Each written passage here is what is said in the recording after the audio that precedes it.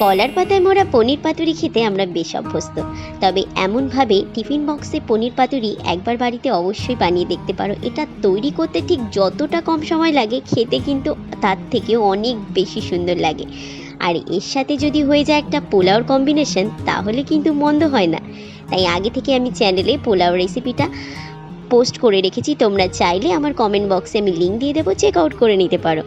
আজকের রেসিপি তৈরির জন্য এখানে নিয়েছি একটা গোটা টমেটো, আগে থেকে ভিজিয়ে রাখা চারমগজ, কাজু বাদাম, কিশমিশ। এটার একটা সুন্দর পেস্ট বানিয়ে নিয়ে একটা পাত্রের মধ্যে পেস্টটাকে ঢেলে তার মধ্যে 1 চামচ আদা বাটা, আগে থেকে করা টক দই, গরম মশলা 1 চামচ, 1 চামচ লবণ, এখানে স্বাদ মতো তোমরা ব্যবহার করবে, একটু কালারের জন্য দিয়েছি এখানে লঙ্কা গুঁড়ো, 1 চামচ জিরে গুঁড়ো, ধনিয়া গুঁড়ো, হলুদ গুঁড়ো। আর কাসুন্দিটা কিন্তু পুরোটাই অপশনাল, তোমরা অবশ্যই এখানে লেবু দিয়ে দেবে। আমি লেবুর ভিডিওটা নিতে একদমই ভুলে গেছি। ওপর দিয়ে তেল ছড়িয়ে মিশ্রণটাকে খুব ভালো করে মিশিয়ে তার মধ্যে জল দিয়ে খুব ভালো করে ফেটিয়ে নিতে হবে।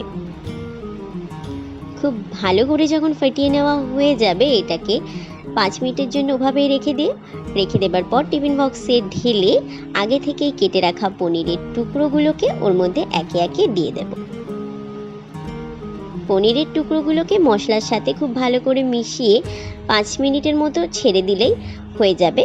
তারপর ঢাকনা দিয়ে ওটাকে ভাপার জন্য দিয়ে দিতে হবে। আর অবশ্যই কিন্তু উপরে তেল দিতে হবে, যাতে দেখতেও খুব মজাদার হয় আর খেতে কিন্তু হয়। তোমরা চাইলে উপরে একটা কাঁচা লঙ্কাও দিয়ে দিতে পারো।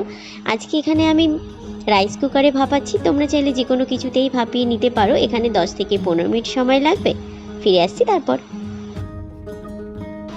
আজকের রেসিপি আমাদের তৈরি হয়ে গেছে। ভিডিওটা তোমাদের কেমন লাগলো জানাতে একদমই ভুলো না। আজকের মতো বাই বাই।